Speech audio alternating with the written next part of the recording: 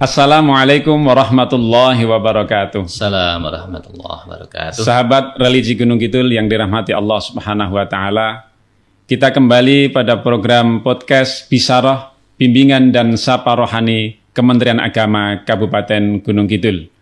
Saya Ahmad Munir akan memandu acara podcast pada kesempatan kali ini dan kita akan berbincang tentang akhirat.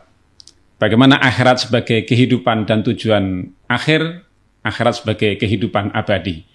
Dan telah hadir bersama kita untuk berbincang dengan tema akhirat, yakni Bapak Haji Aminuddin Agung Nugroho, Sarjana Agama. Beliau adalah penyuluh fungsional KUA Kapanewon Rongkop. Assalamualaikum Pak Agung. Assalamualaikum warahmatullahi wabarakatuh. Bagaimana kabarnya? Puasa sehat? Alhamdulillah. Beberapa hari kita puasa masih kuat. Malah tambah gemuk kayaknya. Alhamdulillah, karena bukanya mungkin porsinya agak banyak. Iya, enak-enak. Baik Pak Agung, ini tema yang agak berat sebetulnya, tetapi bagaimana kemudian kita harus memahaminya. Tentang akhirat.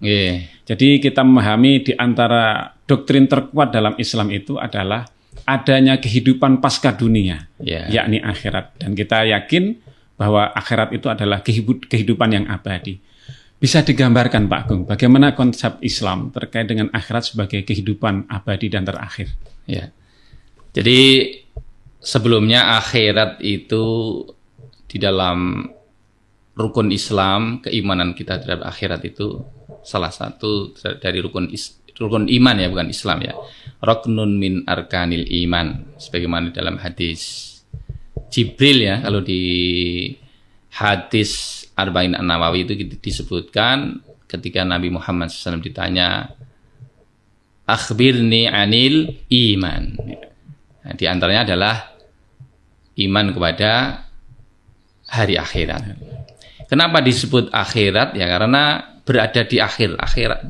Disebut yaumul akhir atau al-akhirah karena berada di akhir, diakhirkan, dikemudiankan.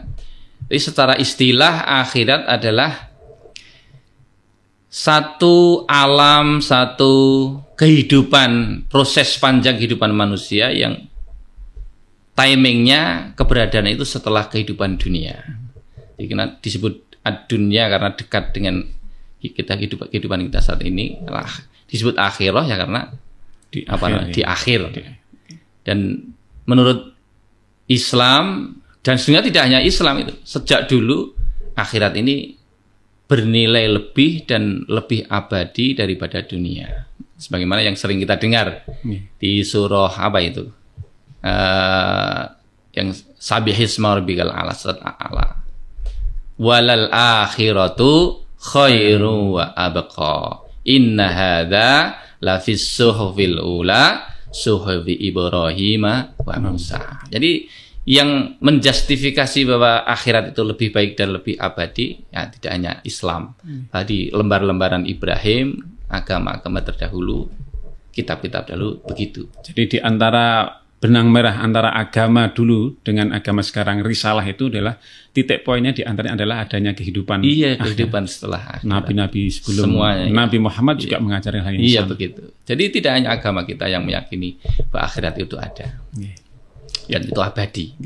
Kalau kemudian tadi disebutkan itu bagian dari arkanul iman. Ya. Konsekuensinya kalau misalnya ada orang yang syahadat, asyhadu alla ilaha illallah wa asyhadu anna muhammadar rasulullah. Tetapi di saat yang sama dia nggak yakin ya dengan kehidupan akhirat itu bagaimana kemudian? Ya, jadi kalau ada orang muslim, seorang muslim atau beragama Islam kemudian tidak beriman, berarti dia muslim tetapi hatinya nampaknya muslim tetapi hatinya ingkar terhadap keimanan terhadap akhirat. Nah, ini di Al-Qur'an juga disebutkan wa minan nasi may yaqulu amanna billahi wa bil yaumil akhiri wa ma hum bimumin. Mereka mengaku beriman kepada Allah dan hari akhir, tapi nampaknya beriman, nampaknya Islam, tetapi kemudian di dalam hatinya itu tidak ada iman, tidak ada kepercayaan terhadap hari akhir. Ya. Nah, karena iman terhadap hari akhir itu salah satu rukun dari rukun iman, maka ya imannya tidak sah. Kalau dalam istilah yang sering kita dengar ya munafik. Jadi itu satu paket ya, satu antara paket ya. iman kepada Allah, Rasulullah, kemudian hari akhir itu satu paket. Satu paket dan diurutkan. Gitu. Jadi Allah dulu, kemudian kitabnya, malaikat kitabnya, Rasul baru kemudian hari akhir. Kenapa begitu? Ya memang kalau tidak iman kepada Allah, tidak iman kepada kitab, tidak iman kepada Rasul, tidak mungkin beriman kepada akhirat. Oke, karena yang mengatakan itu ya Allah dan Rasulnya, tidak mungkin. Jadi apa yang difirmankan Allah juga harus diyakini adanya, termasuk kehidupan akhirat. Dan itu sebuah nilai keimanan, Mas Munir. Jadi nilai keimanan itu sebuah penghormatan kita, pemuliaan kita kepada zat yang mengatakannya. Allah memberi informasi kepada kita begini, ada akhirat, kemudian kita beriman. Itu nilai keimanan itu di situ. Kita tidak perlu membuktikan. Itu sebuah nilai keimanan. Ya. Terus kalau kemudian misalnya ada orang yang dia yakin dengan akhirat, kemudian ada yang tidak, kira-kira efeknya apa? Ada yang dia yakin dan tidak itu kira-kira. Jadi keimanan kepada akhirat itu berhubungan linear dengan kebaikannya di dunia ini, amal ibadahnya, amal solehnya, kemudian kebaikan-kebaikannya, dia kemudian meninggalkan kejahatan, keburukan. Kenapa? Ya semakin orang iman terhadap akhirat beserta seluruh proses kehidupan di akhirat, ada yaumul yaumul ba'si, ada yaumul mahsyar, ada yaumul mizan dan seterusnya, yaumul hisab. Ketika orang yakin dengan itu, maka akan berdampak secara positif terhadap kehidupannya di dunia ini. Karena memang di dunia itu ad-dunya apa itu? Mazra'atul akhirah. Di dunia ini. Berarti dampaknya dari kita yakin terhadap akhirat itu sudah terasa di dunia. Sudah terasa di dunia karena kita percaya. Contohnya kalau saya percaya kepada dokter ini, kalau dia itu pinter ngobati, kalau saya ke sana kemungkinan sembuhnya besar, akan mendorong saya untuk melakukan nek loro yang ngobat ke dokter itu, tidak kepada yang lain, karena saya percaya kepada satu dokter, umpamanya begitu. Jadi di antara efeknya misalnya ada orang yang tidak yakin dengan akhirat, itu bisa saja kemudian akhlaknya di dunia juga bisa rusak. Ya ibadahnya, akhlaknya dan seterusnya akan menjadi rusak, menjadi tidak signifikan dengan kebaikan-kebaikan di dunia. Oke. Kalau begitu luas dan besar dampaknya. Tetapi tetap saja ada di dunia ini yang tidak yakin dengan itulah. Kemudian kita sebagai orang yang beriman dan yakin terhadap akhirat, tahu dampaknya kayak gitu, bagaimana kira-kira cara memberikan solusi pada orang biar yakin? Nah ini yang menjadi persoalan berat yang dihadapi para kiai, ustadz, mubalik, termasuk penyuluh agama Islam. Meyakinkan orang yang hidup di zaman ini terhadap kehidupan akhirat. Kenapa tantangan sangat berat? Zaman Nabi sendiri, ketika Nabi masih hidup dan orang-orang yakin bahwa Nabi itu orang yang dapat dipercaya, orang yang jujur, ketika menyampaikan kehidupan akhirat saja banyak orang yang tidak percaya. Salah satunya itu di kisah di surah Yasin itu yang sering dibaca itu ya. Qala may yuhyil 'idhama wa hiya ramim. Ada orang yang tidak percaya kepada kehidupan akhirat, datang kepada Nabi membawa tulang-tulang yang sudah hancur kemudian disebar untuk membuktikan dia tidak percaya kepada akhirat. Ya Nabi, siapa yang mau menghidupkan tulang-tulang yang sudah hancur? Kemudian Nabi menunggu jawaban yang paling tepat. Kemudian Allah menjawab, Qul may yuhyil 'idhama wa hiya ramim. Qul yuhyiha alladzi ansha'ha awwala marrah.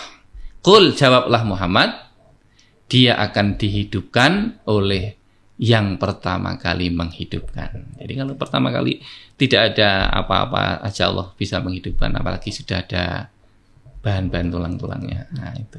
Jawaban yang sederhana tapi sangat filosofis. Kalau sehingga Allah menjawab dengan masuk ke dalam logika manusia. Tetapi ya memang tantangannya Mas Munir.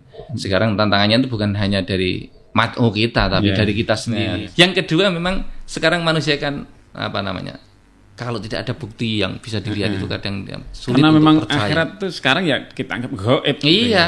Dan memang saya ulang lagi, nilai dari iman itu di situ. Kita belum tahu tapi kita percaya. Tak kasih contoh saja. Kalau kita punya istri, kita cinta kepada istri kita.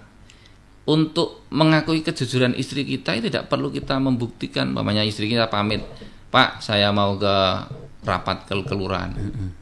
Dengan kita percaya dia tidak mau kemana-mana, benar-benar ke kelurahan, tidak betul kita buktikan. Kalau kita kemudian ngetut kenyang kelurahan itu malah menyakitkan itu. Ya udah percaya, yang namanya percaya. Berarti ada keraguan ketika keraguan. Nah, jadi kalau sudah kita melihat dengan mata kita, baru kita percaya, ini tidak ada manfaatnya. Persoalannya kemudian kalau kita mau membuktikan akhirat itu harus mati dulu. Harus mati dulu. Iya, untuk dan itu sudah tidak bisa kembali lagi dan tidak berguna. Kalau kita percaya surga, percaya mahsyar, percaya neraka, ketika kita sudah melihat dengan mata kepala kita, tidak ada berguna lagi keimanan kita. Di situ nilai keimanan.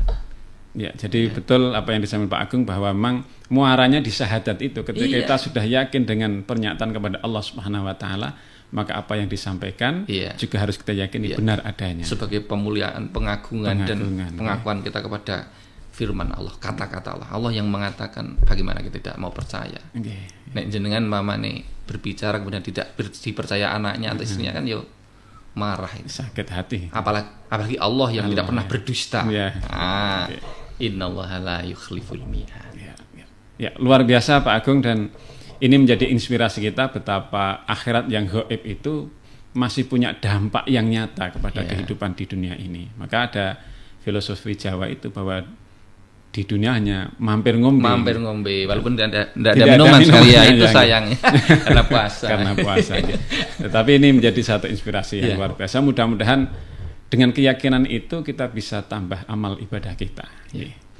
Pak Agung, barangkali ada pernyataan yang bisa disampaikan kepada khalayak agar bisa memperkuat bahwa akhirat itu nyata adanya dan kelak akan kita temukan, sekaligus bisa berdampak dalam kehidupan kita saat ini. Monggo. Mas Munir dan kaum muslimin, Allah Subhanahu wa taala yang menciptakan kita, yang menyempurnakan ciptaan kita, yang memberi rezeki kita, yang menjaga kita, mengatakan, menyampaikan kepada kita bahwa Dia akan menyediakan kehidupan akhirat yang lebih baik dan lebih abadi untuk kita. Oleh karena itu, mari kita buktikan kepada Allah.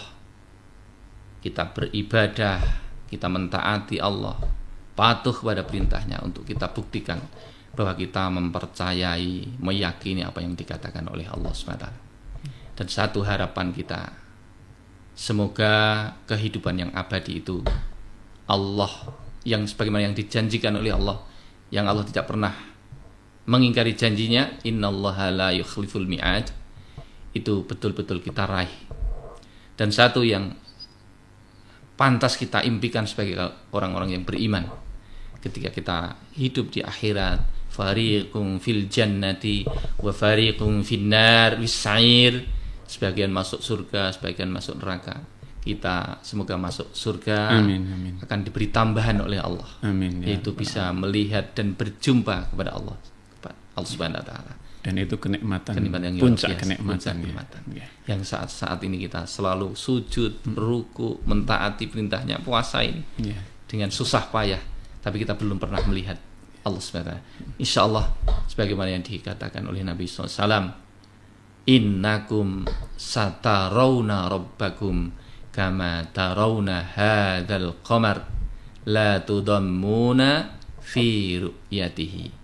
Sungguh kalian akan melihat Allah Subhanahu wa taala, melihat Tuhanmu yang engkau cintai, yang engkau muliakan, yang engkau sujud, ruku, puasa untuknya, kepada Allah, kepada Tuhanmu, sebagaimana engkau melihat bulan pada malam hari ini.